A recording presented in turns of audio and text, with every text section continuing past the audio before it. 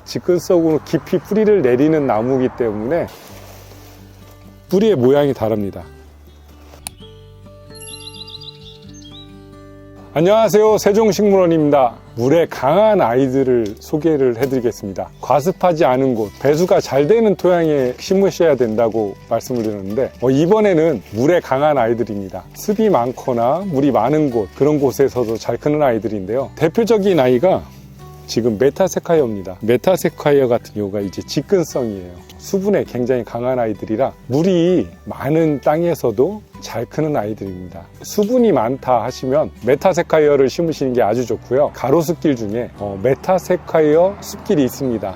커다란 나무가 돼서 굉장히 여름에는 아름답고 그늘을 주기도 하고요. 커다랗게 컸을 때는 굉장히 시원한 이국적인 느낌까지 주기도 합니다. 굉장히 성장 속도도 빠르면서 굉장히 잘 크는 아이고요. 이 아이들 같은 경우 심으시고 한 2년 정도면 보통 한 3m 이상도 자랍니다. 이런 아이들 심으시고 나서 3년이 지났다 그러면 5m까지도 클 수 있을 정도로 굉장히 속도가 빠른 아이인데, 우선 수분에 강하기 때문에 논이나 수분이 많은 그런 땅에 나무를 심으시고 나서 배수가 안 돼서 이제 크다가도 죽을 수 있어요. 수분이 많은 곳에는 이렇게 메타세카이어 나무를 갖다가 추천을 많이 드리고요. 가로수나 방풍림 아니면 이제 차단할 수 있는 차폐식재용으로도 많이 쓰이기도 합니다. 수분이 많은 땅에서 나무를 키우고 싶으신 분들은 많이 권장하는 나무입니다. 토양에 좀 더 강한 나무라고 볼 수 있습니다. 두 번째로 소개시켜 드릴 아이는 낙우송입니다. 메타세카이어보다 수분에 더 강합니다. 물에 더 강하기 때문에 낙우송은 사실 물속에서도 자란다 그런 얘기도 하는데요.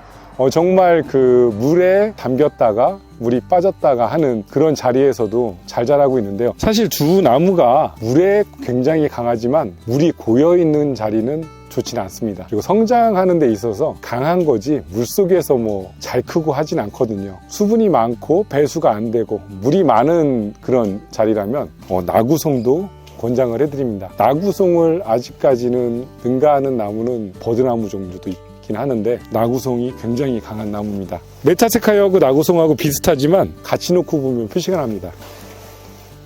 뿌리의 모양이 다릅니다. 메타세카이어고요, 낙우송입니다. 낙우송은 뿌리가 매끈합니다. 잔뿌리가 별로 없고요. 낙우송 같은 경우는 매끈하면서 표피도 매끈합니다.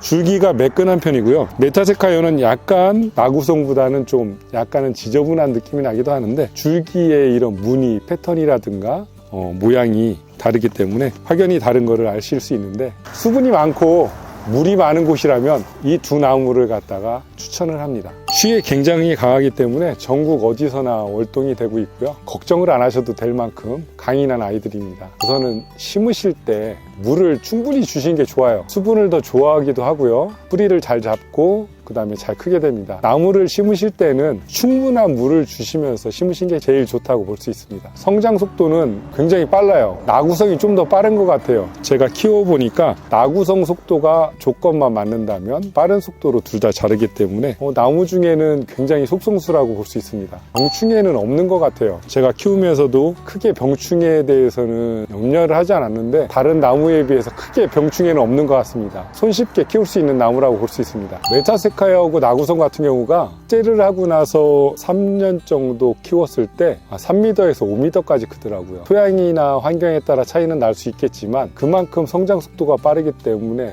영양분과 수분이 잘 조화가 이룬다면 3m에서 5m는 충분히 키울 수 있는 나무입니다. 메타세카이어하고 낙우송이요, 인기가 굉장히 좋았어요. 보통적으로 논을 구입하셨거나 땅이 수분이 많은 곳을 이제 구입하신 분들이 농사를 갖다가 하기 위해서 구입하시는 분보다 사실은 투자용으로 구입하시는 분들이 많았거든요. 그런 분들은 일반적인 농사를 질 수가 없으니까 수분이 많은 곳에 이제 식재를 하시려고 메타세카이어하고 낙우송을 갖다가 많이 식재를 하셨습니다. 그런 분들한테 굉장히 좀 인기가 좋은 나무였고요. 손이 안 가도 알아서 커주니까 풀 속에서도 좀 강인하게 크는 나무거든요. 가뭄에도 강합니다. 건조 피해도 생각외로 없어요. 메마른 곳이라고 해서 나무가 안 크는 건 아니거든요. 메타세카이어하고 낙우송이 직근성이다 보니까 뿌리가 굉장히 깊게 내려가거든요. 다른 나무보다 가뭄 피해 굉장히 강합니다. 가뭄 피해 강하다는 거는 나무가 직근성으로 깊이 뿌리를 내리는 나무이기 때문에 걱정을 안 하셔도 됩니다. 환경적인 요인에서 가뭄이 들거나 뭐 장마철에 비가 너무 많이 와서 물이 고인다든가 제일 강인하게 살아남는 나무 중에 하나라고 볼 수 있습니다.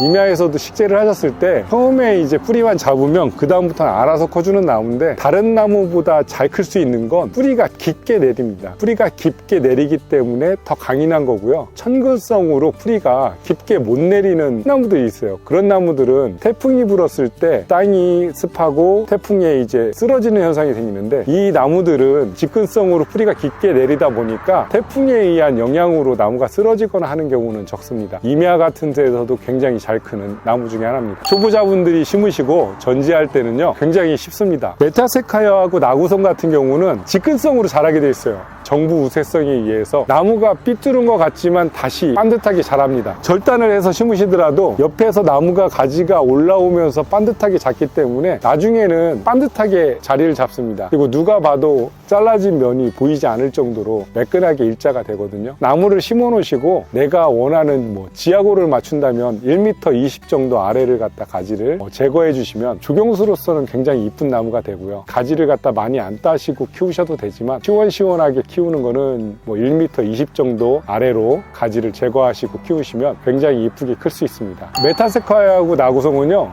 종자 번식으로 되고 있습니다. 푸한 실생이라고 표현을 하는데, 실생으로 갖다가 재배를 하고 실생으로 번식을 합니다. 이 두 아이는 기본적으로 종자를 따서 발화를 시켜서 묘목을 만드는데, 보통 가을에 두 나무가 열매가 오징어 땅콩 과자처럼 그 정도 크기예요. 원형의 유리구슬 같은 크기의 종자를 이제 채취를 합니다. 그래서 보통 이제 나무가 굉장히 크기 때문에 그 스카이를 타고 10m에서 20m 이상 그 높이에서 수작업으로 이제 종자를 채취하게 되고요. 그렇게 종자를 채취하고 나면 이제 그 종자를 말립니다. 그늘에서 반그늘에서 말리기도 하고요. 마르면 벌어지게 되는데 씨앗을 채취하게 되는데, 씨앗이 굉장히 가벼워요. 바람에도 잘 날아가고 작은 편이에요. 나무는 엄청나게 큰데 나무가 크다고 씨앗이 큰 건 절대로 아니거든요. 그래서 굉장히 작은 씨앗을 갖다가 파종을 해서 파종한 아이들이 나무가 돼서 이렇게 묘목으로 만들어지는데 굉장히 가벼워요. 바람에 날라서 번식을 하는 그런 아이들입니다.